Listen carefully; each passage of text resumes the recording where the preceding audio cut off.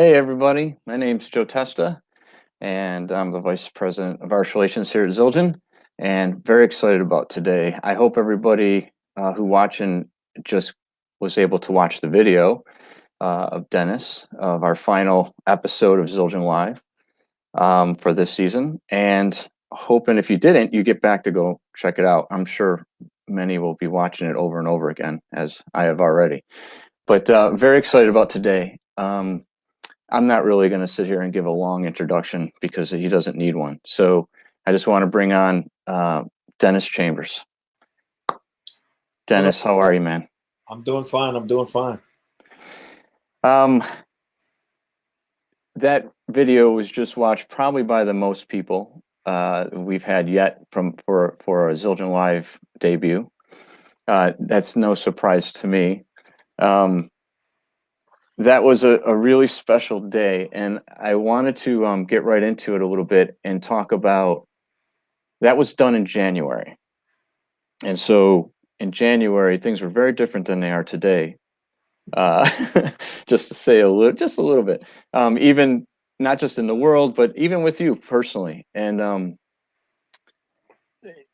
I wanted to just give you a chance. Well, I wanted to say thank you because that day, being that you were the last one of the day, you were the first one to sound check. And of course, being the first one, you had to sit there through all the technical, trying to figure things out. The band was, late here and there. They were just coming off a cruise. None of them were feeling very well.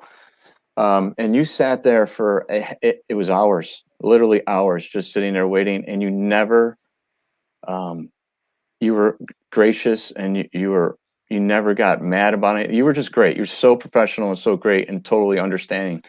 And I think that helped set the tone for the whole weekend. And I can't thank you enough for that. But I I wanted to get your feeling about your experience with Zildjian Live. Man, it was a great day for me. I mean, I just first of all, I want to say thanks to everybody that participated that day. The band was just smoking, man. Yeah. I can't say enough about that band. I wish I could do it again with them. Um, but yeah, I mean that day was special. I mean, seeing friends, seeing people that I didn't think I was going to see there. They were there to support it, and I wasn't feeling too well that day, but still, I mean, when they when you count off and you go into it, all the that other stuff just goes away and you get into the music, and I had a blast just playing. It's just that when you turn the cameras off and then you go to the dressing room, and of course people come back, and talk to you. I was really happy with that.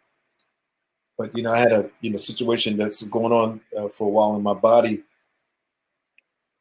that I was gaining fluid in my stomach, and I had to get the stomach drained every 2 weeks.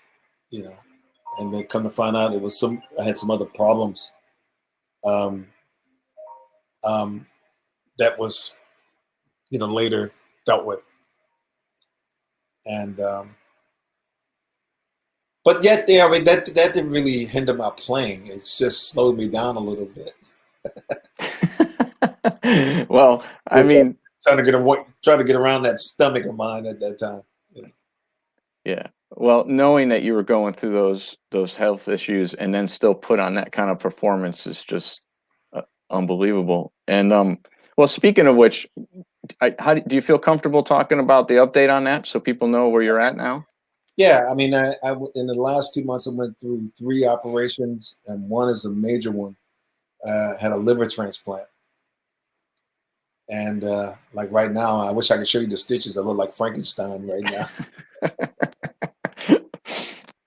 but a sexy Frankenstein I may add now Of because I'm course. flat and I don't know fat, But I'm just happy, man. I'm getting better, stronger every day, and I'm talking to my friends that I haven't talked to in a long while, catching up with them, like having serious laugh fest, with them, you know. Yeah.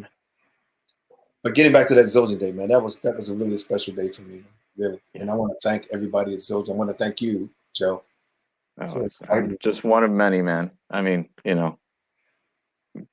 the thanks is all towards you. Trust me.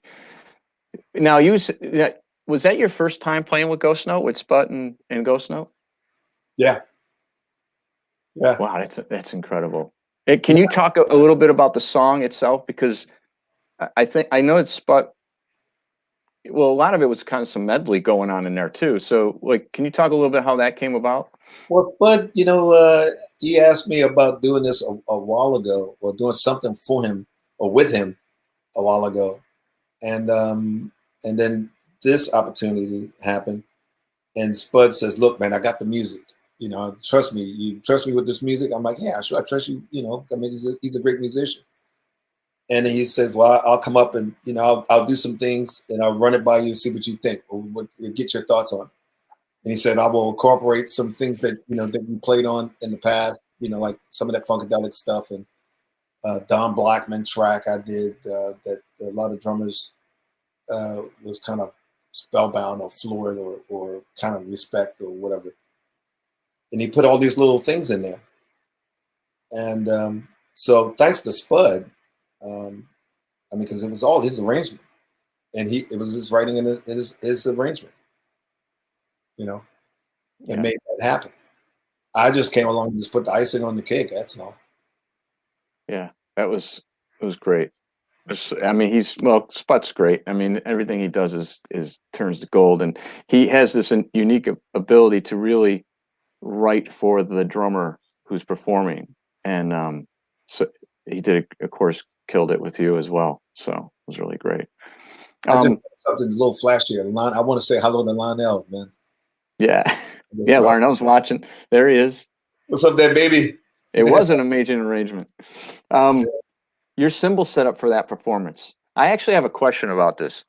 Do you, when it comes to your cymbal setup, do you pick? Do you basically go to every gig just saying this is what I'm playing, or do you go to the gig and kind of customize your setup for the gig? No, no, no. I go through tours, and all depends on the style of music. I mean, because since I'm one of a few drummers for us right now that had the opportunity to play, across the fence or across the gamut of music. Hmm. Like like if I'm playing, Mike Stern, I use a left ride or something like a K custom ride symbol, which means that you can't get it, you can't get it in the store. So, Yeah. but, uh, but it's more or less like it's a jazz symbol, like a Constantinople. I can't even pronounce that word. Constantinople. Yeah, yeah, Constantinople. It's more like that, except for it's just really dry, but it's dark. You know, But then when I play with somebody like John Schofield, then I use an earth ride, to cut through the frequencies. Or when I play with John McLaughlin, then I use another type of sound, cut through those frequencies. hmm But for instance, like with John McLaughlin, I played with two bands. One was an organ trio, and the other one was a bigger band. And I used two different ride symbols. And it all depends on the frequencies I hear, what I got, what that symbol's got to cut through. I'm more conscious of that. yeah, yeah. So you're picking them for the musical. So when you picked these symbols for this performance, um, what was your thinking around that? Well, I knew it was going to be a lot of horns, and there's going to be some synth. So that's going to like but that takes up a lot of higher frequencies, you know, and also the mid frequencies too with the tenors and the trombones. So I had to find a symbol that kind of fit in there. Yeah. Well, So you I hit it, nailed it. hear it. Yeah. Well, you nailed it. I mean, that setup was beautiful. Yeah. Um, But let me explain this. Like normally when I pick out symbols, I normally like pick a nice rod first, and I test it. I'll like play the bell, and then go down like 3 inches from there, play there, and then go to the center of the cymbal, hit there, and then hit the edge. Play that for a while just to get a different variety of what that cymbal sound like. And then I cuff my hand and go, like I hit it once and cuff my hand and then go up and down the cymbal to see where the most focus of the tone comes out. And that teaches me where exactly where the tone is. Oh, wow. Right. And that's something I actually learned from Armin. Hmm. You know? Yeah, that's great. I was shocked when he showed me that one. And so far it worked. I mean, it's like I know exactly where the tones are, and I know where to hit that damn thing. And then I go from there to like trying to find a hi-hat to match the sound. Not the same sound, but you know, something that offset it, but it sounds good with the ride. And then the crashes all depends on, you know, like what if I want a fast, you know, attack crash, or something that's a long crash, or something that's a lower pitch. You know, then I go with the K's. The A's are you know, more higher pitch sounds. But then you get into like, you know, like the brilliance versus the you know, the regular cymbals. Brilliant finishes got a whole different sound too. You know, and then also having, you know, Paul Francis, who, you know, I can trust him with my life with cymbals. You know, I'll call up Paul, or I'll mention to Paul, or you know, I'll send a message, you know, for Paul, and I'll say I'm looking for this. Paul goes, hold on a second, or give me a moment. And, you know, like within that week, you know, you'll have exactly what I'm looking for. Yeah. So, Yeah, he's amazing like that. I mean, he's a treasure. Yeah, absolutely. Yeah. Yeah, someone's asking here about your Crash of Doom. Give us a little background on that one. Well, that sound, I heard that sound from Steve Jordan back when Steve was playing with the Eyewitness. Oh, And wow. he had this crazy, he had this big ride cymbal or a big crash cymbal. I think it was a 24. It was either 24 or 26. I can't remember now, but I know that thing was big. And it had a crack around the bell. So the weight of the metal from the bell, it kind of like came, you know, like it was coming away from the cymbal a little bit. And it had this unbelievable sound. And I love that sound. And I went to it was either Paul or the gentleman that was there before him. I think it was Paul. Leon. Yeah. I think it was Paul. In fact, I know it was Paul. I went to Paul and we discussed some symbols, and I had another symbol that sounded close to it, to that sound I was looking for. And I just said, Paul, this is the sound. See what you can come up with this. See what you can do with that. And he came up with something even better than what I had. Wow.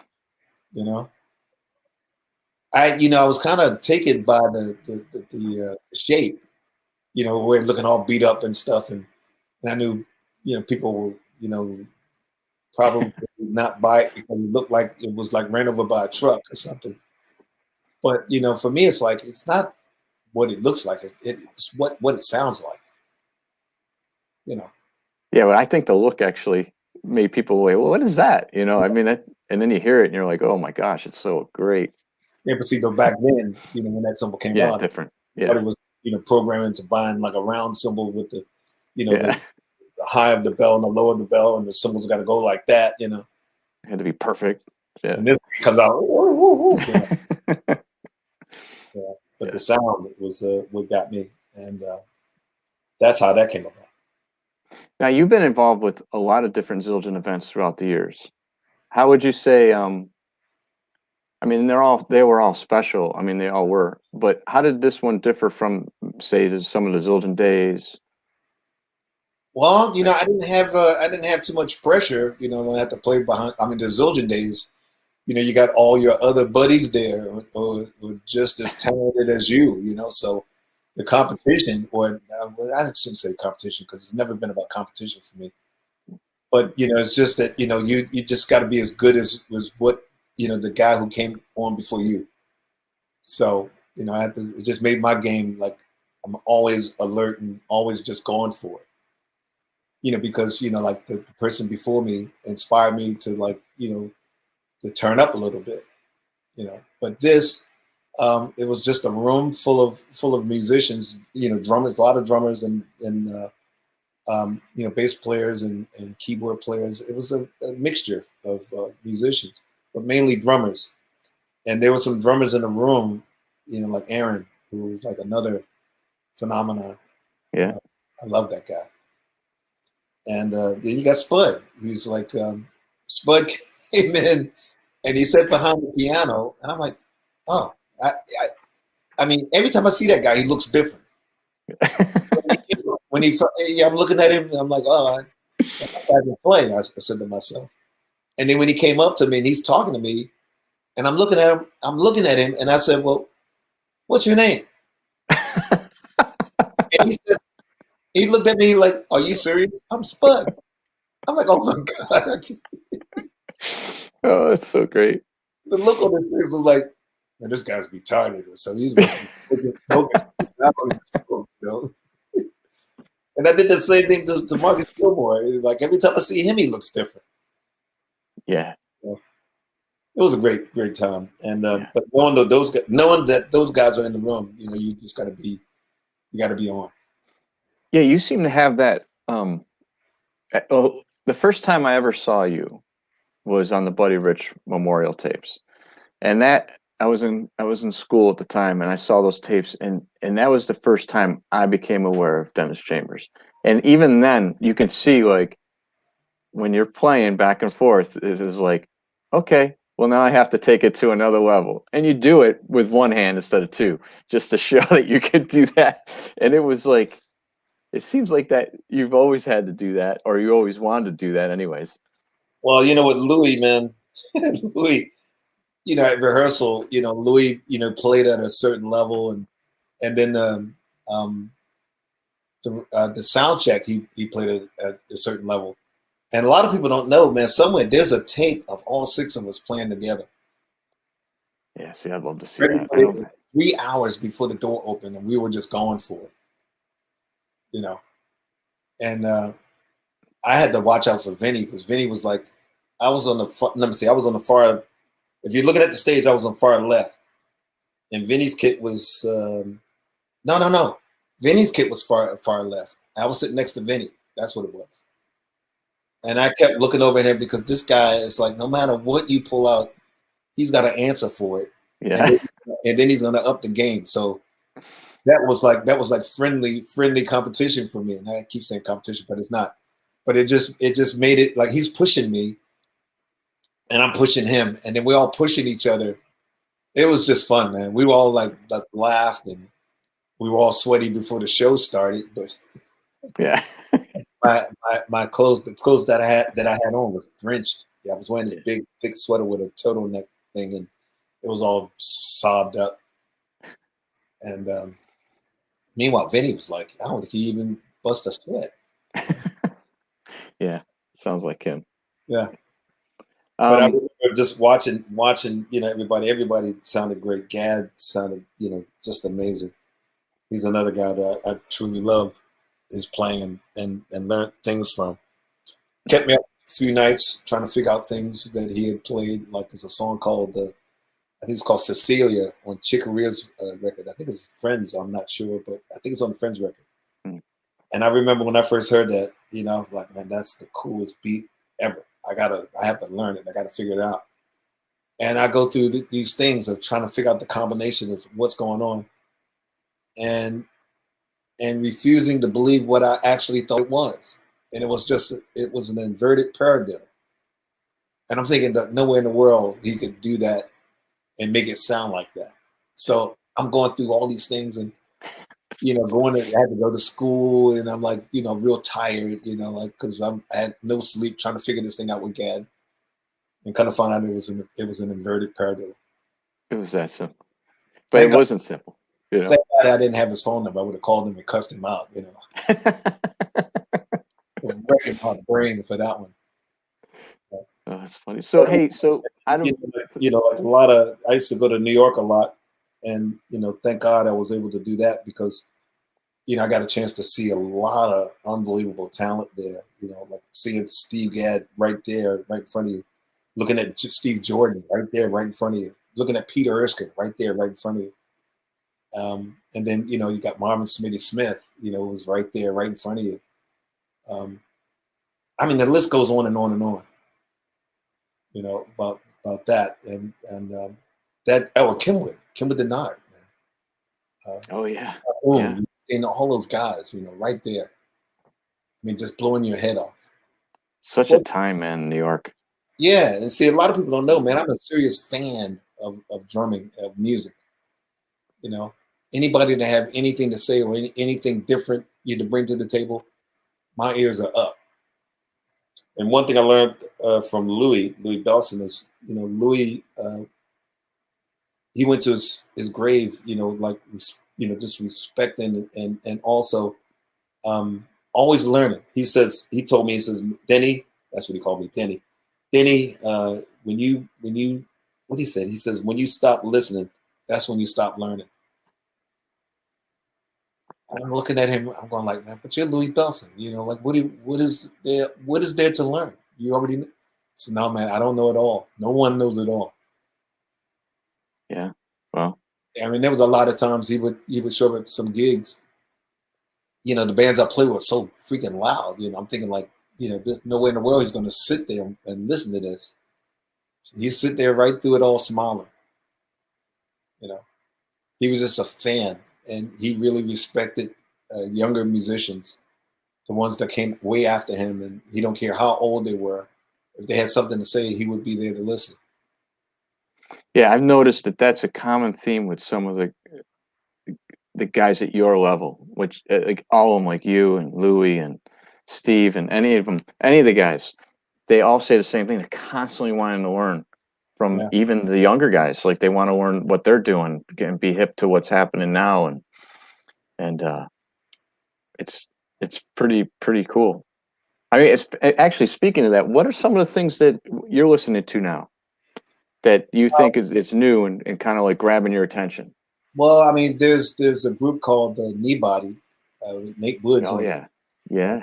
I love what he's putting out, and I was told that, I mean, Mike Mitchell is another one. He's a phenomenal guy, and I was told that he told me he was putting out a record. And then you got Ronald Bruners. I don't know if you heard his record, man. That record is phenomenal.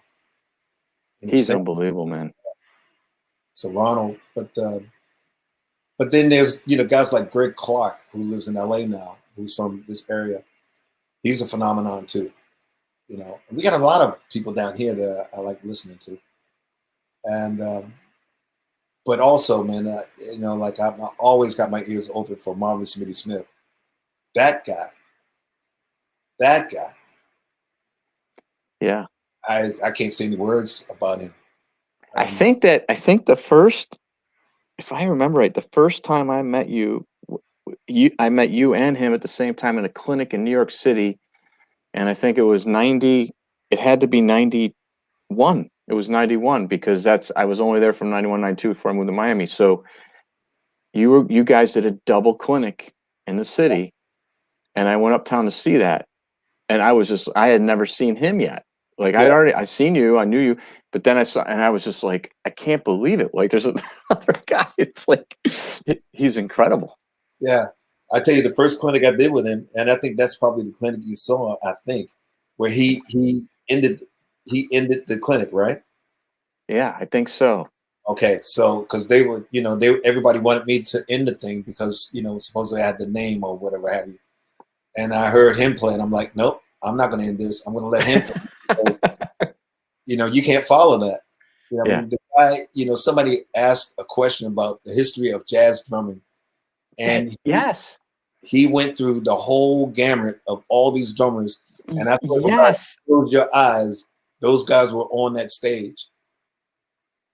And when I saw him do that, I was like, nah, man. That was unbelievable. I can't believe I forgot that. You're so right. That was what he did. I remember afterwards going, you need to do a video on that. Like, go through the whole history because he played everybody to a T. Yeah. I mean, I close my eyes, I'm listening to Philly Joe. I Yeah. close my eyes, I'm listening to Elvin. I Yep. closed my eyes. It was like whoever name he called, he nailed it. Yep. And that was unbelievable. And it was like the stuff. Max Roach, he even did that, man, and they killed that. You know, Yeah. with a smile, even. Yeah. He was always smiling. So great. So great. So look, throughout all the years with Zildjian, give me like, and this is going to be hard. I know this is going to be hard, but give me a favorite Zildjian moment that you can talk about. A favorite Zildjian moment that you can actually talk about. Well,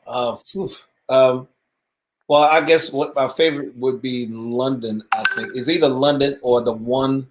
Okay, London. The reason why that was one of my favorites because like I had one of my mentors that was there, and I mean I knew he was coming, but it was like iffy that he was going to show up, and that was Billy Cobham. Who sit there and and I had a like I had to go out and like really play because I got the guy who's sitting behind me watching, and he's the one of the guys who inspired me to do what I do. And also I brought him out on stage. I think. Well, no, I called him out on stage and to introduce him to everybody, and everybody was shocked. They didn't know he was there either, and they gave him a standing ovation. And that wasn't on the film, and I don't know why, but I guess it was because he didn't play Zildjians anymore or at that time. But I wish they had put that on film.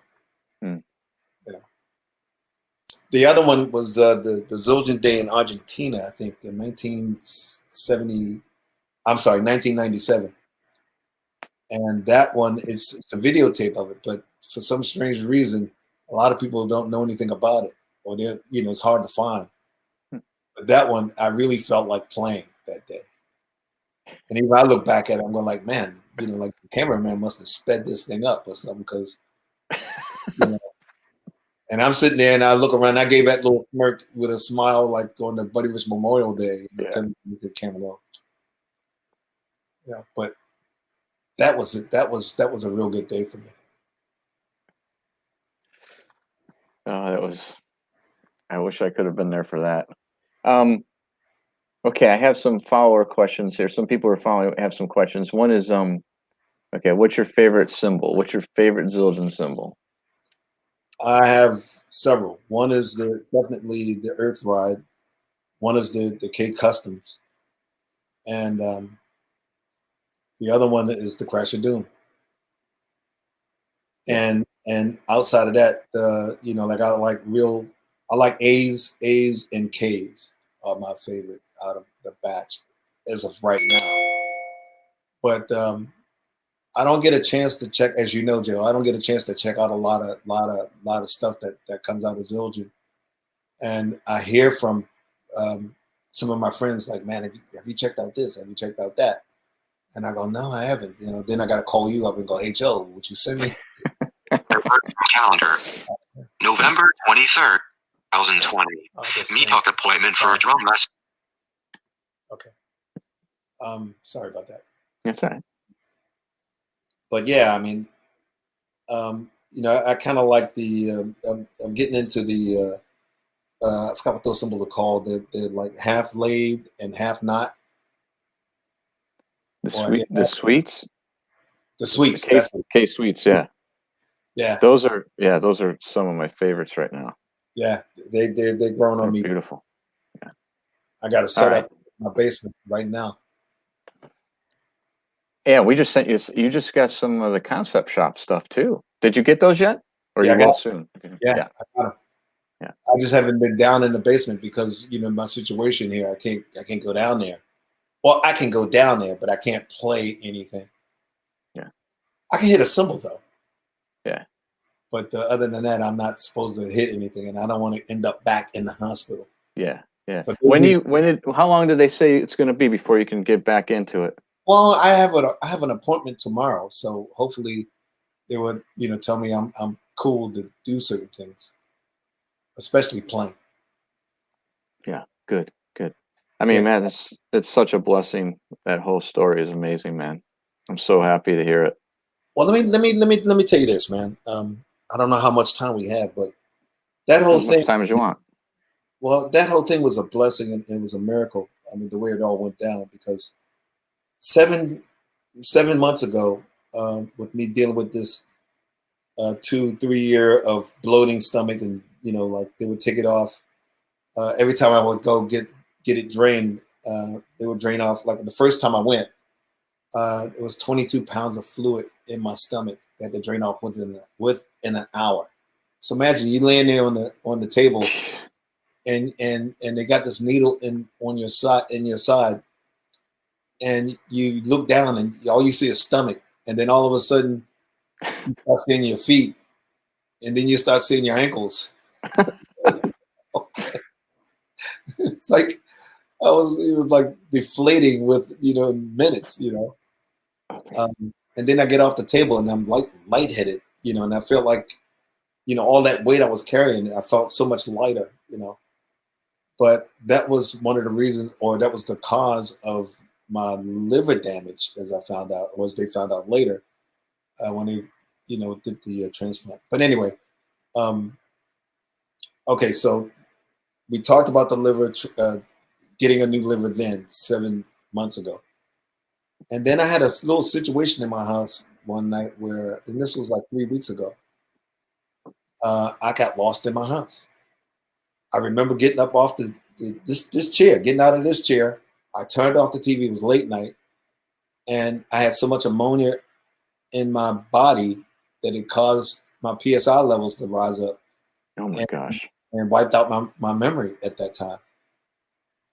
And somehow I found my way to the bedroom and laid in bed, and my wife was talking to me, and I wouldn't answer. And she said, when she turned around, and I don't remember none of this, right? She says, I'm turning around and I'm moving my hands like I'm talking, like I had a puppet on it. And she realized there was something wrong and got me to the hospital. She called up my cousin Marvin Johnson, who's a great drummer himself, and who helped me out tremendously here at the house. Man, I can't do enough for him, because he helped me in my darkest moments, at that time, and still do things for me, him and his wife Gloria, they help, tremendously. Anyway, so they got me to the hospital, and what I remember was, like I said, I went to, I got up off the chair, turned off the TV, and next thing I know, I wake up, I'm in the hospital. It felt like somebody found me in an alley and just, brought me to the hospital, and there I was, because I had no memory. And I opened my eyes and I called the nurses station once I, figured out where I was, and they gave me their version of, why I was there, and I had no phone, so I couldn't call my wife. And she took my clothes too, and I still haven't figured that one out. But she took the phone and took the clothes, and the weirdest sensation I had, or the thing that I remembered, was when every time I close my eyes, I get flashes of visions of the stuff. It was like my brain was like rebooting itself, and all the things that I saw, all the things that I witnessed, was flashing at that moment, and that went on the whole day. So whenever the doctors would leave me alone, I would like just lay there and close my eyes and just, just wish I had a bag of popcorn, watching all this stuff. And a lot of stuff, I mean, I remember seeing my mom and dad's face, maybe for the first time. Really? Yeah. Wow, that's amazing. That was really amazing. And So it was like all those images. I mean, and you know, some things that would come up and they would stay for a minute and then they would go down, and then it was like just rebooting, you know, just going. And you know, some things, you know, you know, I remember seeing, and you know, I would laugh about some things. I would, you know, feel sad about, you know, with my grandparents, you know, leaving, you know, all that kind of stuff. But and all the relationships I had, you know, with friends and people. Some, you know, things you wish you could have done differently and all that. You know, all that stuff was just flashing. And the doctors came in and you know, to test me, and I answered some, you know, other questions, weird stuff.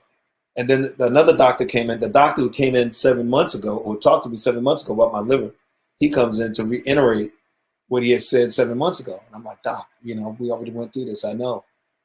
You know, so he was just saying, well, look, you know, the reason why you're going through all this stuff right now is because you need that liver. And I'm like, okay, well, I know I need the liver. I'm on the transplant list, right? He goes, yeah. He says, well, you're far back. You're way back on the bottom end of it. But yeah, you know, you're still on the list. So they were going to let me, they had me in the hospital for about a week or so to make sure my PSI levels were right and stuff.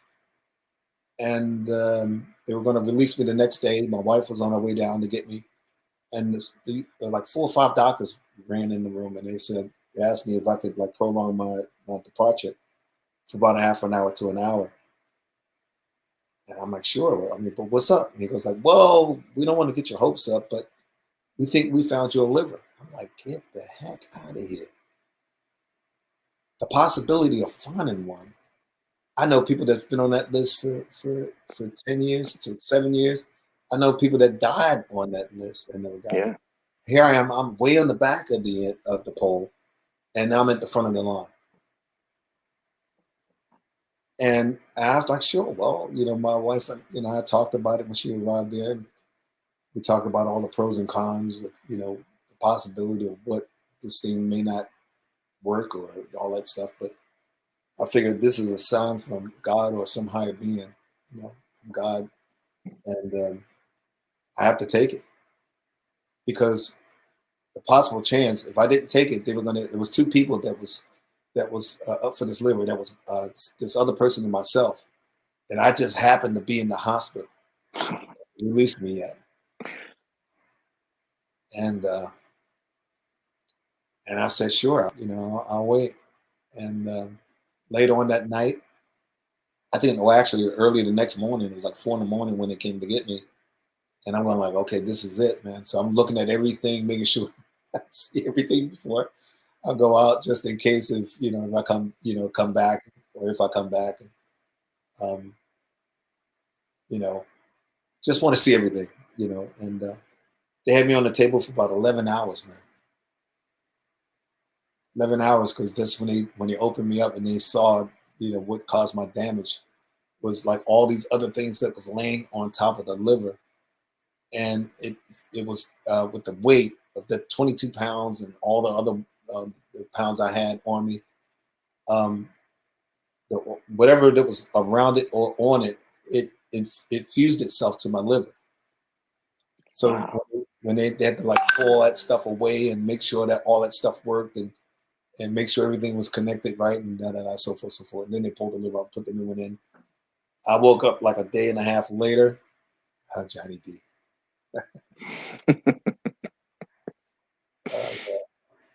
I woke up a day and a half later, and you know, I'm still groggy. And they came in and they tested my brain again, asking me, you know, what's my name, what year is this, what month is this, what date it is. They kind of had me on the date because I didn't know how long I was out, you know. But then they asked me who was president, and that's when I went off. That's when they knew you were okay. I was like, I done fought like death, hell, decomposure, and you're gonna ask me a question like that. And I started going, Mr. Chambers, They closed the door, and I'm like, yeah, we got the other guy. And then it was all right. They were laughing, I'm laughing, and then they started looking at me kind of weird. You know, they were looking at me like I had blood shooting out of my forehead or something. And I stopped laughing. I'm looking at them like, well, what's up? And they said, you know, for a person that went through what you just went through in the history of us doing these things, nobody came out of it laughing. They were like, aren't you in any pain? I'm like, no. You know, do you feel lightheaded or dizziness or anything like that? No. Can you lift yourself up out of the bed? I'm like, I don't know. Let me see. And I went to try to do it, and I felt the stitches, you know, stretching. I'm like, no, I better not do that, you know. And from that day up until they released me, 4 days, even after they released me, there was no pain. The only pain I got was 4 days after they released me, and I was progressing very quickly. And they were really amazed at that, how fast I was recovering from all of this. So, and I think they sent me home like a week and a half earlier, and they sent me home with this walker. And I asked them how long am I going to be on this walker, and they said about 6-7 weeks. I had to think for like 4 days. Actually, I had to think for 2 days, and I pushed it aside and started walking by myself.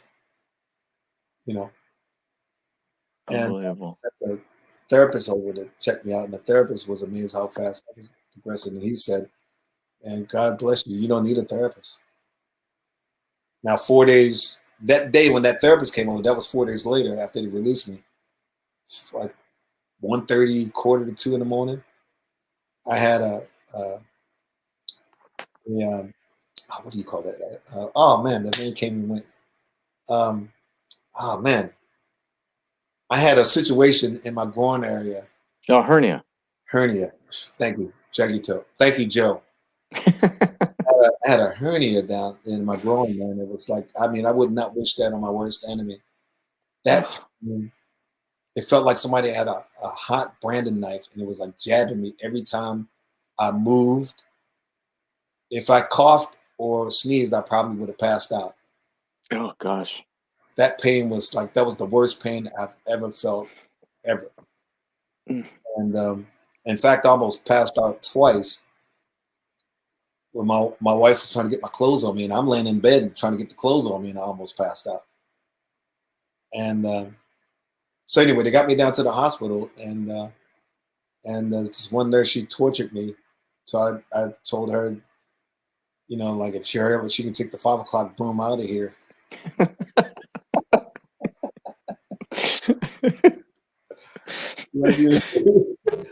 think I asked her, I was like, you know, did you wake up this morning like? Are you upset? You had an argument with your husband or your boyfriend, and you want to take it out on men today or something? Because she was like, I fought back everything not to cuss her out, and then I told her she can leave. And the doctor who's performing this thing, he came in, and since he was a man, he understood what I was going through, and went through it, and made the decision whether I was going to get this operation. They gave me an operation, and everything's fine.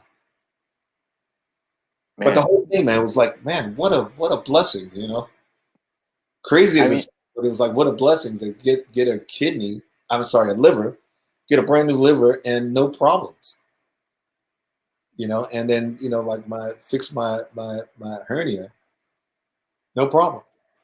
In a world of considering the year, man, like hearing that it's welcoming to hear the good news. Like I think people need to hear that great news. That's amazing. That is an amazing story. Yeah, and I don't mind talking about it. You know, with certain people, I don't mind. I guess I can talk about it with you because, you know, I know you, and I know there's some friends out there, some of my closest friends out there watching it. So I want them to know as well. But not only that, to inspire anybody that have to go through something like this. You know, it's not all bad. You know, for me, it's not bad at all. But I've heard some people, you know, you may, you know, have heard some cases where the body may reject your liver and things like that, or reject your kidneys or something like that. But, you know, most cases it's positive, not negative. Yeah, man, it makes this Thanksgiving week in America makes it even that much heavier for you, man, and for us too, just to know that you're good. That is so amazing. Yeah. Wow. Well, geez, it seems kind of everything else I have to ask you seems insignificant now. I mean, in comparison. But I'm gonna bring it back to some music here. So Emily Smith, who runs the Zildjian social media stuff, you know her well.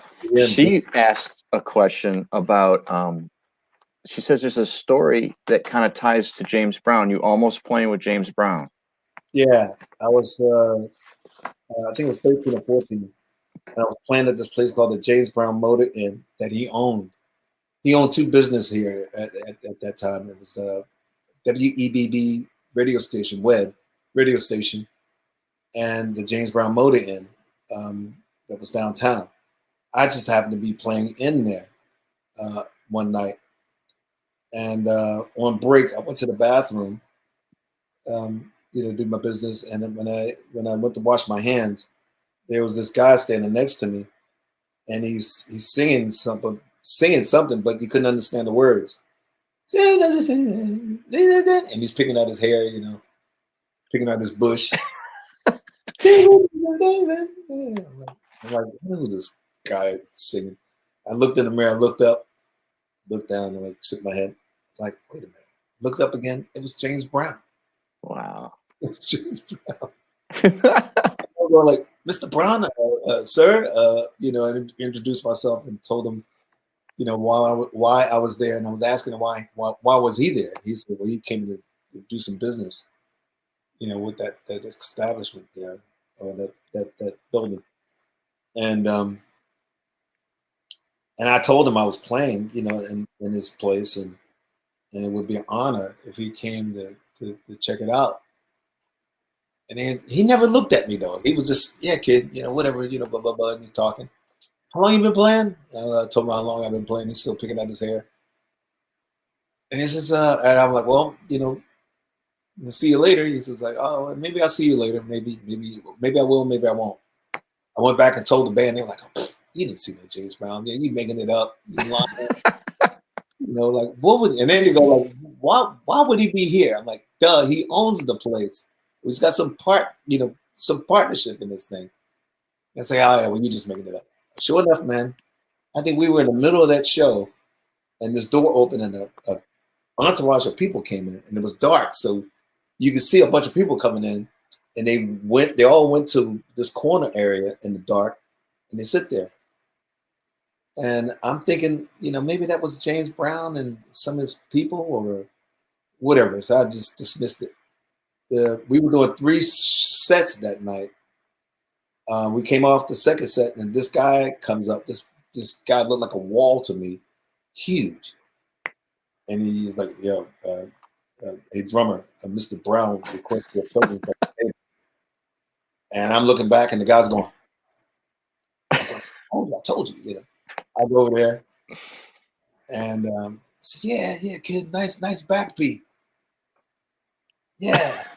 How long you say you've been playing?" I told him. This is like, so who have you been playing with? I'm like, well, I've been playing with this person, that person, but there's nobody you don't know because these were like local acts at the time. He says, yeah, like, why do you? How would you feel if you put your backbeat to Mr. Brown's music? Like, man, I would love to. Oh, really? Like, yeah, I would love to. Da da da da. And then all of a sudden, my mind went to my mom, and because at that moment, I'm thinking I'm 19 and I can just go. I was still in school, and I know my mom wasn't going to allow me to go on tour unless James Brown offered a tutor for me to go on tour. And then when I told him about my mom, he was like, "Mother, I gotta talk to your mom, huh?" I'm like, "Yeah."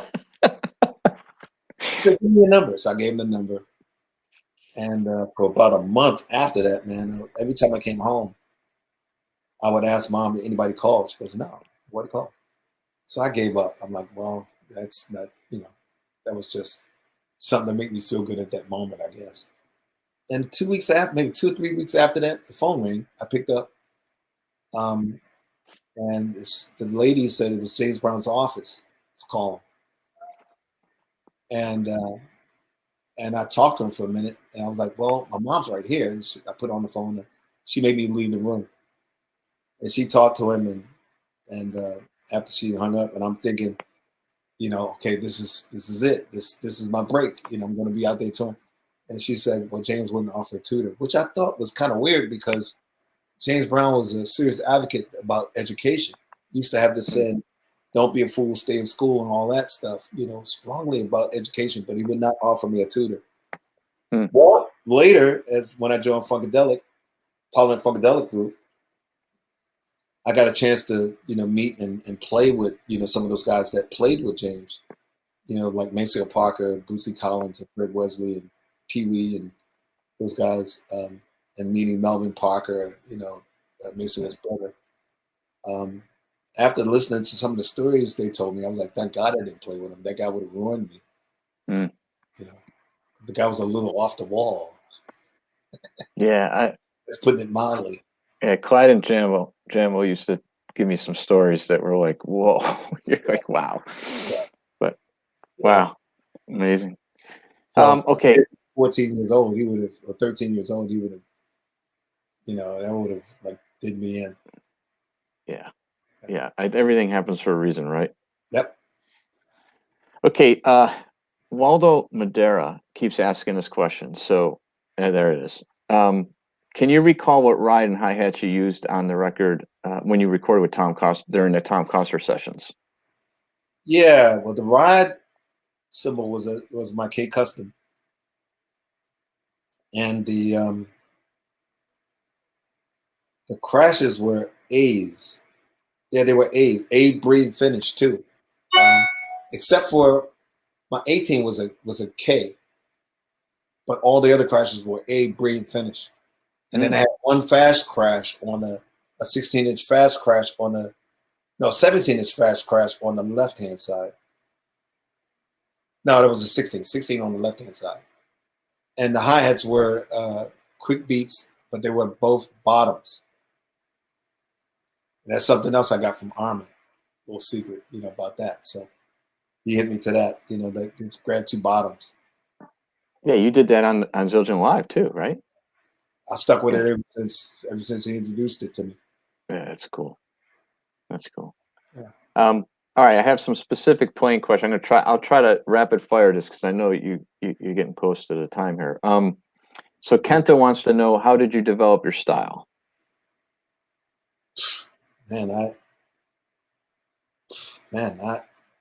First of all, I have a sound, but I don't think I have a style. But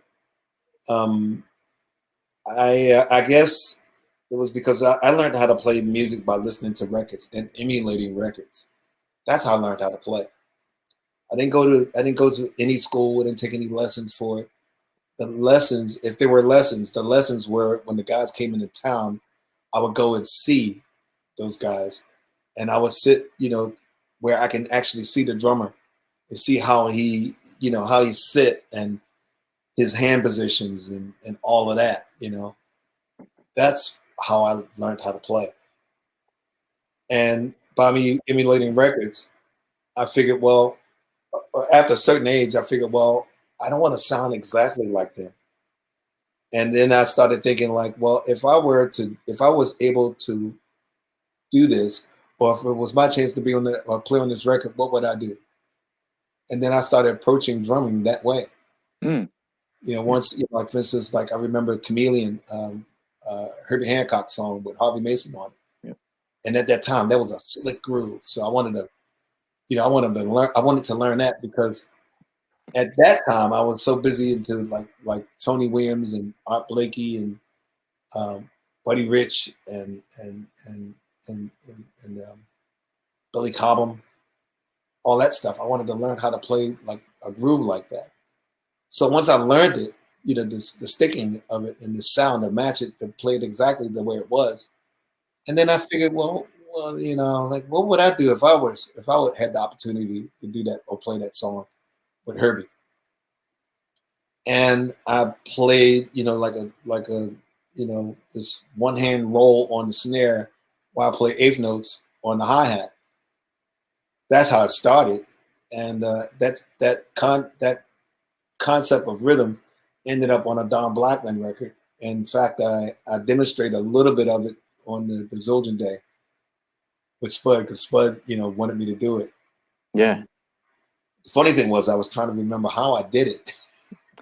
I didn't know it. Spud sitting there laughing at me. I'm going like, I think I did it. Well, I don't. Yeah. Going through all these things, but yeah, I mean, you know, that's how I developed my sound, I guess. Not sound as how the drums sound, but you know, my sound is the way I present myself. Yeah.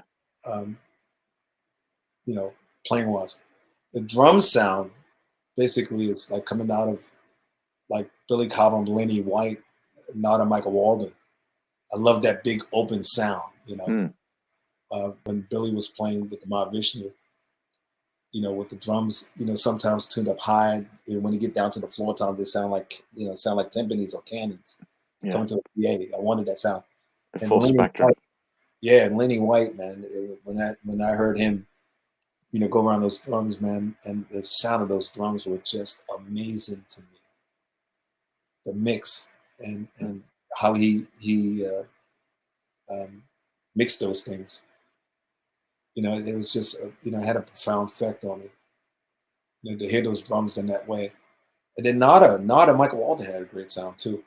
So I wanted to adapt all of that, but also like try to figure out like, is there something I can do with it that make it sound like my own? Because I like the Steve Gadd sound too. You know, the oil filled heads and all that. I love that sound. Yeah. But I knew that if I played those heads, I'm gonna somehow. It's weird. It's like certain sounds make you play a certain way, and I found myself trying to play like Steve Gadd. Yeah, I could see that. I could see that. I understand what you're saying there. Yeah. Yeah, I mean, I put the oil filled heads on. I'm going like, oh man, I'm sounding like Gadd. It's not a bad thing, you know, because I love him, you know. Yeah. But I knew that, you know, like people are going to hear me and they're going like, oh, you sound like Gadd. And I'm like, oh man, yeah. Yeah, that's what. So, someone asked here, I forget who it was, about did you have a personal relationship with Tony? Williams? Yeah, Chris. Yeah, Chris here is asking if you had a personal relation. Were you a personal friend of Tony Williams? Yeah, I did. Yeah. Yeah. Yeah, I mean, he was a very complex kind of guy. You know, you had to. What I learned is like, you know, when you around him, you let him. Well, you don't go to him and start talking about drums, because that was a big turnoff for him, and it's kind of a turnoff for me too. When you meet somebody for the first time and all they talk about is just drums. Yeah. I mean, I hate that, and I want to talk about, you know, like how you doing, you know, how you feel, you know, like your family, you know, all that kind of stuff before we start talking about drums. But Tony had no tolerance to that, you know, and it showed a lot. So for me, it was like when I was around him, I let him, you know, I mean, we see each other and, you know, like talk about certain things, and then I let him start off the topic of how that's going to end up, how that day is going to end up, or how that moment, that time you spend with him, how that's going to end up, you know. Yeah. But I mean, he's a great guy. You know, he was really generous to me, and I got one of his drum kits in the basement now. You know, down there, and The yellow one. The yellow Gretsch, one of the yellow Gretches. That's amazing. Yeah. But I also got one of Art Blakey's, and I got one of Elvin's, I got one of Max and Papa Joe's kit down there. Don't you have a Blakey too? Did you say? I said Blakey. Yeah, you did say it. Okay. Blakey, Art Blakey, Elvin Jones, Max Roach kit, and a Papa Joe's kit. Amazing. Yeah. That's incredible. You have all those kits. Well, not only that, I collect. You know, my second instrument was bass guitar, and I collect basses. So I got, you know, everybody that I play with, and people, you know, that really inspired me as a bass player. I had one of their basses down there. Wow. So I got some Stanley Clarks. I got a Jocko. I got a Larry Graham bass. I got Victor Wooten, Victor Bailey, John Patitucci.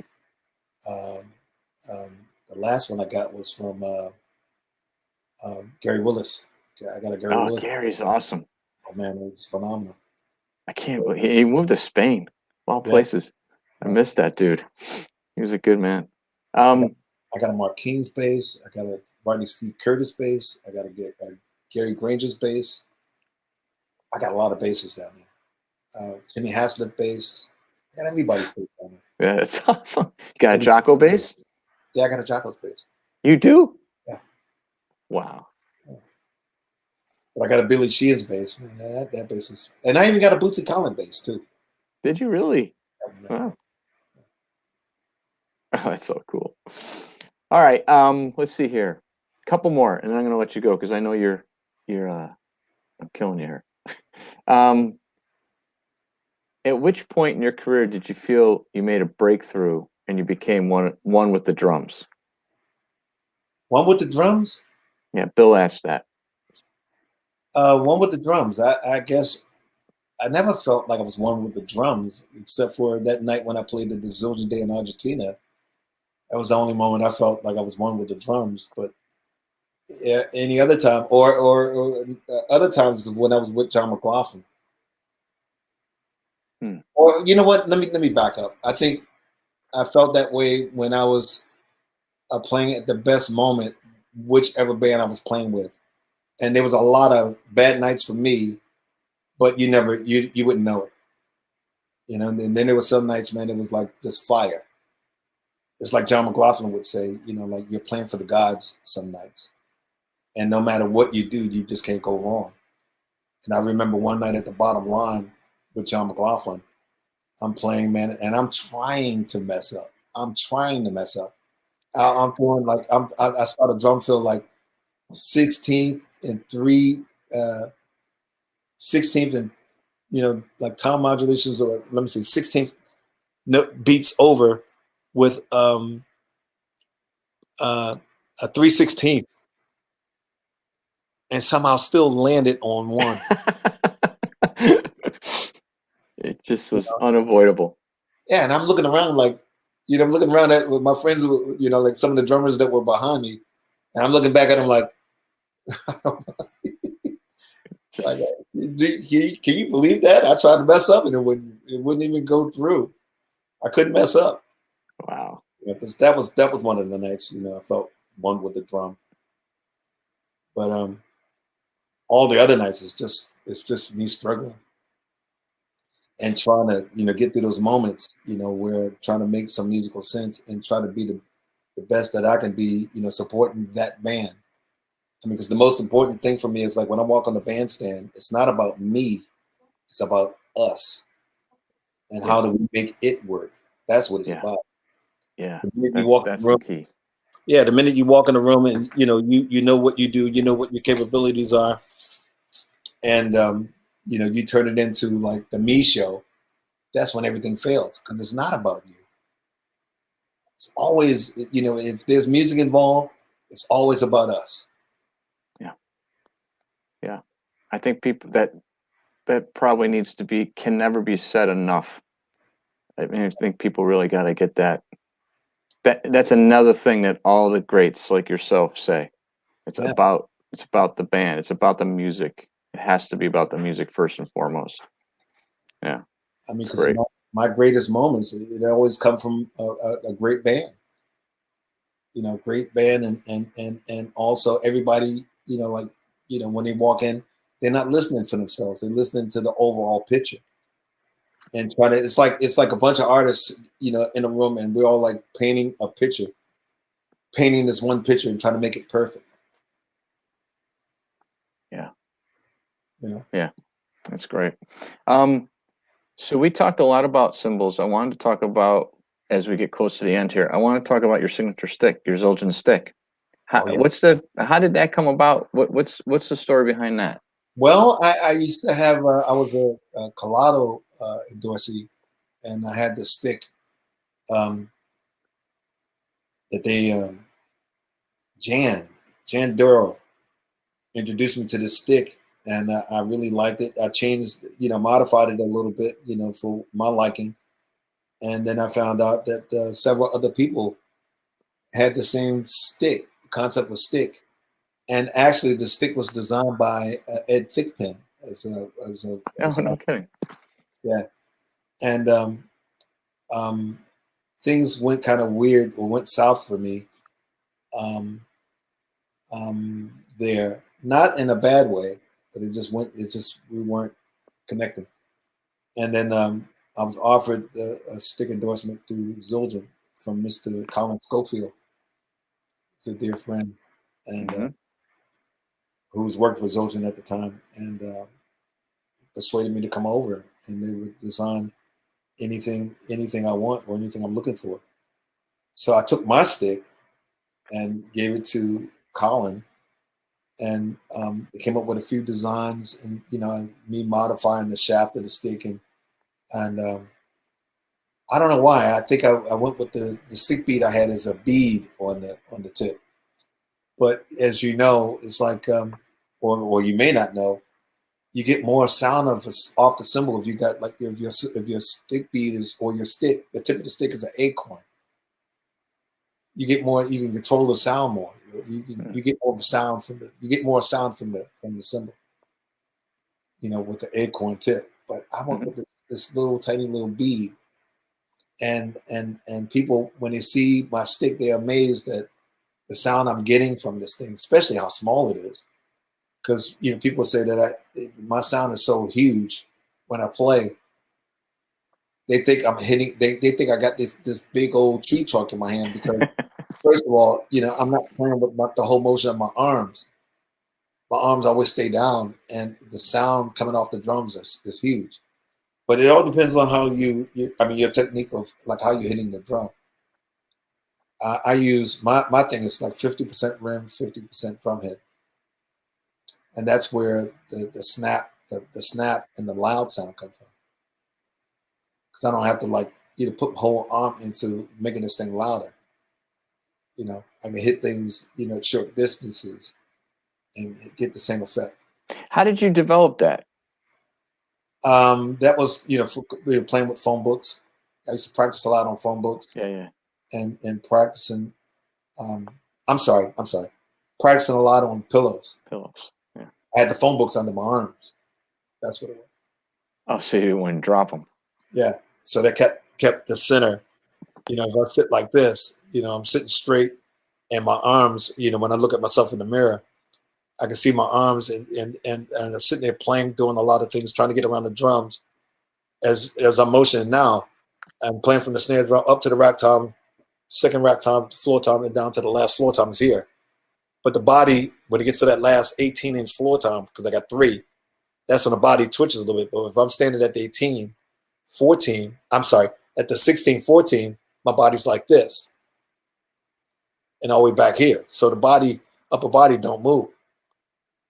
Wow. So therefore, it's like when people see me play, they say, man, we sit there and watch you do all this stuff and look like your body didn't move not once. Well, it's because of the training of like sitting there watching myself practice with pillows and phone book and all that stuff, and watching myself constantly in the mirror. Did someone recommend to put the phone book underneath, or you just came up with that on your own? Well, Buddy Rich would talk about pillows, and then Billy Cobham confirmed it. And both of those guys, especially Billy, recommended the pillows. I remember hearing him talk about that a long time ago somewhere, and I tried it, and it worked. Because I always wanted to look like things is not as hard as they're supposed to be. Or better yet, I don't want to look like I'm having a bowel movement every time I sit behind the Like, I didn't want to do that, man. I just want to, just play and make it look like I'm having a good time and comfortable chewing my gum, and Yeah. Awesome. All right, look, it's been an hour already, and well, actually over an hour, and I told you it would be less than an hour, so I apologize. But last question for you today. What advice would you give or have for an aspiring drummer today? Oh, man, keep your ears open. Try to learn everything. Listen to all styles of music. Even if you don't like it, just at least know the concept of it, because I feel like a great musician is a guy who listens to all styles of music, and it would help your musicianship if you know all styles of music, or at least understand how it works.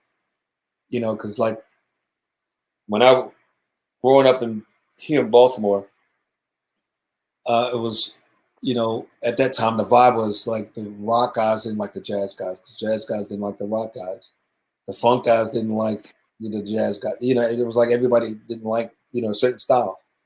When I came along, being at mom's house, music, there was all types of music being played around me, and I thought that in order to become a musician, you have to learn all these styles, and so I did, and therefore I was able to work more than the other drummers because I knew all these other styles. Whereas like a rock guy, like a jazz guy wouldn't call somebody who played rock because they know that's not his thing, and the rock guy don't want to know anything about jazz, and vice versa. So when I get these calls, I would get calls from guys like some guys that want to play some rock music, some guys that want to play some funk music, some guys want to play some jazz music. So my phone was always ringing, always gigging with people. And that's still, to this day, I'm knocking some wood.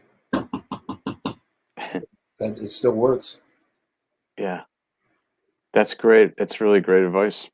It's and stay away from drugs. Stay away from drugs. Yeah. Drugs that do you in, boy. Yeah, man. The hard stuff. Yeah. Stay away from that. Yeah. Well, thank you.